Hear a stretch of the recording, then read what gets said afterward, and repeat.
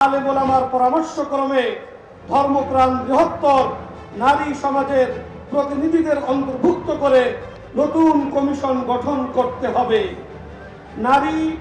নারীর সামাজিক উন্নয়নে পশ্চিমা মূল্যবোধ নয়, বরং আমাদের নিজস্ব সামাজিক ও ধর্মীয় মূল্যবোধ, ইতিহাস ও ঐতিহ্যের আলোকেই বাস্তবমুখী সংস্কারের দিকে যেতে হবে। অন্তর্বর্তী সরকারের কাছে আওয়ামী লীগ নিষিদ্ধ সহ 12 দফা দাবি জানিয়েছে হেফাজতে ইসলাম বাংলাদেশ। রাজধানীর সরোয়ার্দী উদ্যানে আয়োজিত মহাসমাবেশ থেকে এই দাবি জানান সংগঠনটির নায়েবে আমির মাওলানা মাহফুজুল হক। এ ব্যাপারে একটি ঘোষণাপত্র পাঠ করেছেন তিনি। ঘোষণাপত্রের প্রথম দফাতে নারী সংস্কার কমিশন ও প্রতিবেদন বাতিলের পাশাপাশি আলেম ও নারী প্রতিনিধি নিয়ে নতুন কমিশন গঠনের দাবি করা হয়েছে। একই সঙ্গে মিয়ানমারের রোহিঙ্গাদের জন্য মানবিক করিডোরের সিদ্ধান্ত থেকে সরে আসার কথা বলা হয়। মাধ্যমে সমাজ বিধ্বংসী ও ধর্ম বিরুদ্ধ সমকামী বান্ধব সমাজ প্রতিষ্ঠার পায়তারা বন্ধ করতে হবে। শাপলা ও জুলাই গণহত্যার বিচারে গতি আনতে ট্রাইব্যুনালের সক্ষমতা আরো বৃদ্ধি করতে হবে। জাতীয় নির্বাচনের আগেই ফ্যাসিস্ট হাসিনা ও তার চিহ্নিত দোষরদের বিচার সম্পূর্ণ করতে হবে।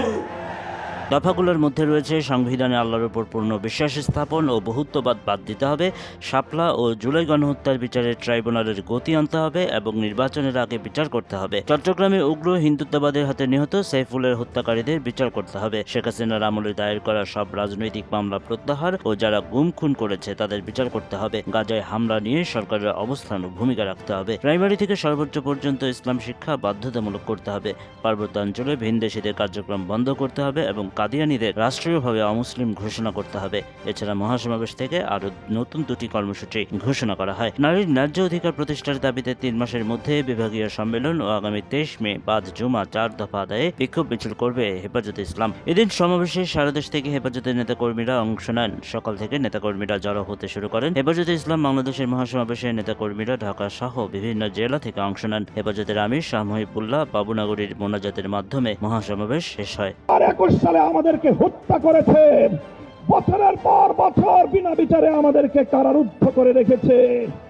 সেই সন্ত্রাসী সংগঠন আওয়ামী লীগকে আবার বাংলাদেশের রাজনীতিতে যদি পুনর্বাসন করবার কোন দুঃস্বপ্ন কেউ দেখেন, তাহলে আমরা পরিষ্কার ভাষায় বলে দেই, তার সঙ্গে আমরা আওয়ামী লীগের চেয়ে ভিন্ন কোনো আচরণ করব না।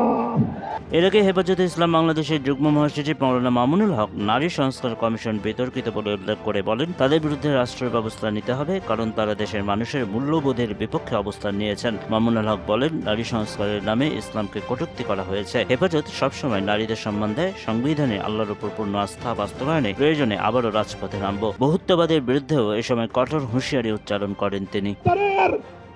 বেওয়ারিশ হিসেবে দাফন হওয়া প্রতিটি লাশ, গুম হওয়া প্রতিটি শহীদের তথ্য উদ্ঘাটন করতে হবে, জাতির কাছে প্রকাশ করতে হবে। আমি আজ বাংলাদেশের স্বাধীনতার অতন্দ্র প্রহরী হিসেবে ঘোষণা করতে চাই। আমরা বলতে চাই, বাংলাদেশের ইসলাম এবং স্বাধীনতা এক সূত্রে গাঁথা। বাংলাদেশের ইসলাম এবং স্বাধীনতা এক সূত্রে গাঁথা। যারা বাংলাদেশে ইসলামের উপর আঘাত করে, তারাই স্বাধীনতার দুশ্মন, তারাই স্বাধীনতার শত্রু। আগামী দিনে